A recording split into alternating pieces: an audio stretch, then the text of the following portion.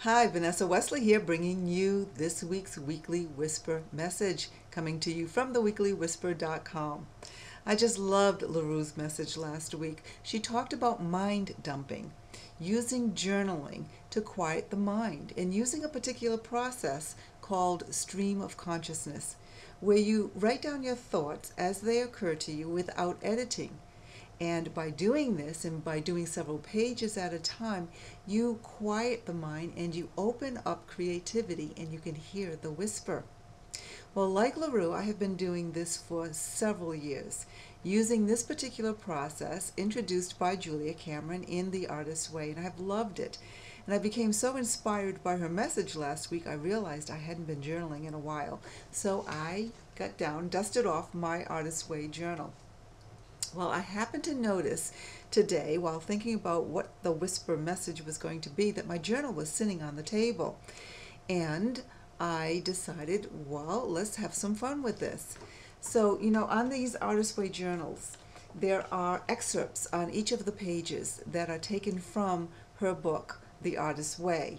And I thought it would be really interesting to just ask guidance, what is the message this week, and just randomly open up to a particular page. And that's what I did. I'm going to read it to you. It opened up to page 93. This is what it says. Since everyone can draw on the universal supply, we deprive no one with our abundance. Do you believe that statement?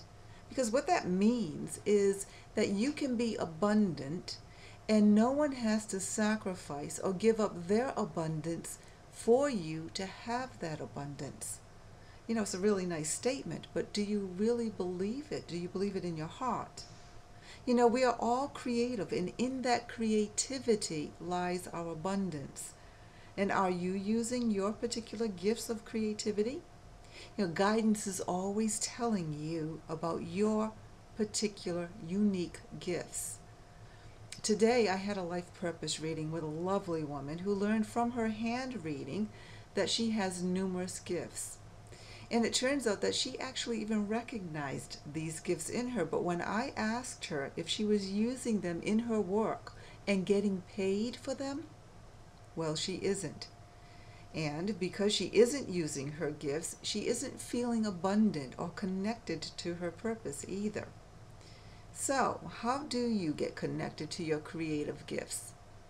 First, you need to take a look at what you believe about abundance. Do you really believe that you have access to an infinite supply of abundance?